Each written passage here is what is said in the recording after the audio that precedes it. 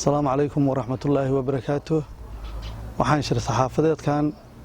kaga hadlayaa anigoo ah xildhibaan Cabdiraxmaan Jaabir Samantar oo kamid ah xildhibaanada baarlamaanka Puntland arrimaha ka jira dawladda federaalka xubnaha ka ah iyo dawladda dhexe iyo arrimahan ka soo cusboonaaday Kismaayo dawladda Jubbaland iyo dawladda dhexe oo ay kaga hortimi doorashadii lagu doortay madaxweynaha dawladda Jubbaland Axmed Maxamed Islaan oo ay leeyihiin doorashadaasi sax uma dhicin. waxaan doonayaa habka uu ku yimi Maxamed Cabdullaahi Farmaajo oo madaxweyne ku yahay iyo qaabkii loo soo maray baarlamaanka tobnaad lagu soo xulay iyo habkii loo soo maamulay Puntland tay ku dhisan tahay oo madaxweyne Saciid Cabdullaahi Dani doorashadiisa ku timi koonfur galbeed madaxweynihiisa lafta gareen habkii loo agaasimay oo lagu doortay oo dawladda dhexe madaxweyne Cabdullaahi Maxamed Farmaajo oo ku aysan yahay dawlad goboleedyaduna caleemasaarkiisa kaga soo qayb galeen. markaan ku hormaro Maxamed Cabdullaahi Farmaajo wuxuu madaxweyne ku yahay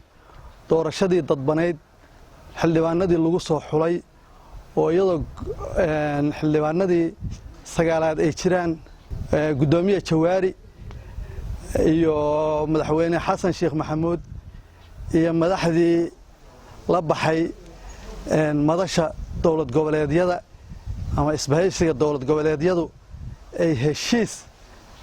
ku galeen inay ku soo xulaan doorashadii dadbaneyd oo lacag badan lagu bixiyay oo dawlad goboleedyadu ku soo xuleen inay qofkii iyaga codka siinaya oo qofkay doonayaan dooranaya lagu soo xulay oo cid walba laga qaylisiiyay oo qofka shacabka ah oo wax doonayay iyo qofka siyaasiga ah iyo isimadii iyo dhammaan loo soo maamulay 275tii xildhibaan lagu soo maamulay ay ahayd gudoomiyihii iyo intaasi inay isla goosteen oo doorashadii dadbaneyd lagu soo xulay xildhibaanadii inay ahayd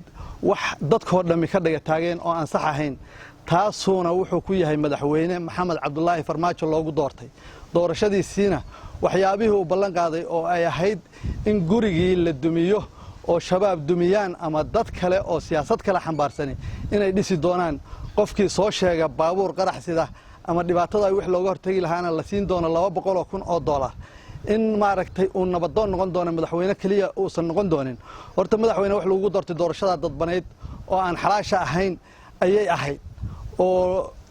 Xasan Sheekh Maxamuud oo madaxweynaha iyo madaxweynayaashii dawlad goboleedyadu caleemasaarkaaga kaga soo qayb galeen waxay ahayd waxa ummadoo dhammi ka qaylisay oo baarlamaankii sagaaladoo jira lala goostay oo dad gaarihii soo agaasimeen ba iyagoo hanti ku bixiyay adiga ku ayideen caleemasaarkaagiina ka soo qayb galeen. labadii madaxweyne oo Sheekh Shariif oo dib u tartamay iyo madaxweyne Xasan Sheekh Maxamuudna inaan labadooda gacmood kor u taagto ay ka doorteen tan awoodaha ku muuqanayaana hadda waa taa oo waxa doontid ku xalaaleeyay mudane madaxweyne adu taas horta madaxweyne ku tahay nabadoon baan noqonayaa madaxweyne kaliya noqonayna iyo ballanqaadadaadii ahaa in shabaab iyo madaxdiisa ay u ballanqaadaysid inaan nabadgeliyaysid oo dadkii soo xirooday oo kamid ahaa gudoomiye ku-xigeenkii al-shabaab Mukhtaar Roobow oo ay garanaysid xabsi inaa u geysatay tartankii iyo xulidii iyo hab doorashadii ka dhacday koonfur galbeed oo adiga iyo madaxweyne Maxamed Cabdullaahi Farmaajo iyo ra'iisul wasaaruhu hormuud ka ahaayeen iyaguna doorashada qayb ka ahaayeen baarlamaankii Jubbaland ay Muqdisho intay ku yimaadeen dhaqaalana loogu qaybiyay fariin lagu dirayna laguna xiray Mukhtaar Roobow dadkii reer Baydhabo iyo dadkii koonfur galbeedna wax la dilo iyo wax la xiro laga dhigay laguna doortay qof ay iyagu wataan oo lafta gareen madaxweyne uu ku noqday. anigu waxaan ahaa waftigii baarlamaanka Puntland iyo madaxweyne ku-xigeenka iyo gudoomiyaha baarlamaanka oo ka qayb galay caleemasaarka sababta aan uga qayb galnayna waxay ahayd inayan hungoobin dadka koonfur galbeed oo wax kasta oo jira oo lagu keenay habja juubana ay ahaato in maamulka maxamed cabdullaahi farmaajo madaxweynaha ku yahay wax badan baa loo soo maray in dad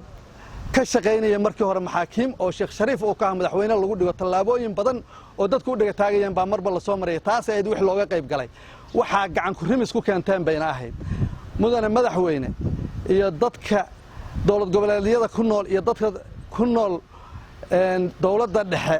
dhammaantood halkan waxaan uga rabaa inaan uga iftiimiyo mudane madaxweyne waxaad xayiraad ku soo rogtay inaan hawada la mari karin oo shacab iyo madax muddo 3 bari ayan tagi karin magaalada Kismaayo maamulka Kismaayo ku jira tallaabo kasta ha soo maray wuxuu soo maray taa koonfur galbeed ka sameeyeen mid ka fiican oo ah in doorasho ka dhacdo oo doorashada dadkii la soo agaasimay oo nooca idinkuba ku keenteen nooc la mid ah ku yimi lagu doortay wuxuuna ahaa arinta dawladnimadu in la hirgeliyo meesha wixii dadku doortaan xasan sheekh maxamuud waqtigiisii ma ahayn in doorashadii dhacday madaxweyne axmed madoobe uu raalli ka noqday isaguba wuu daba joogay laakiin wixii ka awood batay waxay ahayn wixii shacabka dantiisa ahaa iyo wixii loo arkay dan inay tahay oo ay ka wada shireen dowlad goboleedyadii markaa jiray iyo dowladaha dariska ah loona gartay inuu halkaas kaga haro ayidana tani waxay qayb ka tahay tii mid la mid ah weeye madaxweynayaasha ka hor yimi adiga ka hor yimi laakiin kuma filna habka wax ku maamulaysa habka ku joogta hab la mid uu ku yimi habka wax lagu maamuli jiray oo dowlad goboleedyada lagu maamuli jiray buu ku yimi laakiin waxa la doonayaa inaad garab istaagtaan danta dalka dadka oo ah in laga heshiiyo kala ra'yi duwanaanshaha kama muuqato shacabka 12 milyan oo dowlad goboleedyada iyo dowladda dhexe ku nool oo ay maamulaysaa in shacabka loo danaynayaa kama muuqato meesha waxa ka muuqata danaysi ka fakaraysid 2020 de waxa meesha ku yaala waa wixii xasan sheekh maxamuud iyo ragiisii ku dhacay iyo dowlad goboleedyada waxay maamuleen adiga ragga kale oo kula socda ama maamulada arabti sida galmudug oo kale inaad ka samaysid maamul adigu gacantaada ku dhistay oo aan ognahay meesha hadda kala marayaan dadkii wanaagsanaa ee shacabka ahaa iyo maamulkii galmudug oo markii hore ku shaqaynayay gaalkacayo markii dambana barlamaankiisu cadaada ku shaqaynayay iyo dadkii kala qaybsanaa sunna wal jamaaca iyo u kala qaybsanaa galmudugta kale iyagoo gacmaha iswada haysta arintooduna socoto inaad soo dhex gasheen siyaasadna ku kala qaybiseen dib u heshiisiinta hadda aad shirka soo xiraysayna hadday dib u heshiisiin jirto waxa ka sameyn lahayd 18 gobol iyo 92 degmo marka madaxweyne waxaanu shacabka u iftiiminaynaa adigana aan kuu sheegaynaa habka wax u socdaan inuu yahay qorshihii ay ku halaageen maamulkii hore oo xasan sheekh maxamuud iyo dowlad goboleedyadii laakiin waxa dadka u roonba adiga ku roon waxa la rabaa in lagu kor shaqeeyo yacni waxa weeye dastuurka oo shaqo u baahnaa inaad dhammaystirto kaaga baahnaa 2 sano iyo 7 bilood waxaan taariikhda lagugu hayaa waa inaad galmudug burburisay waa inaad koonfur galbeed tartankii si xaqa in loogu tartamo aad diido musharax mukhtaar roobow aad maaragtay afduub ku samaysay inaad cid adigu aad rabtid oo ka amar qaadanaysa keentay inaad 3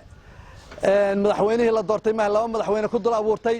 madaxweynayaashu waa ka jireen Jubbaland 2 madaxweyne oo ka hor bays caleema saaray isagoo si sharciya loo doortay Axmed Sheekh madaxweynaha Jubbaland Axmed Maxamed Islaan meeshay ku dambeeyeen waa ogeed iftiin baasta iyo inay madaxweyne isaga ahayn jireen haddana saasay ahaan doontaa mudana madaxweyne tallaabooyinka qaadaysi waa lagaga horeeyay lagumana guul helin haddana dadka shacabweynaha waxaan u sheegayaa oo 18 gobol iyo 92 degmo dowlad goboleedyada ku kala nool inay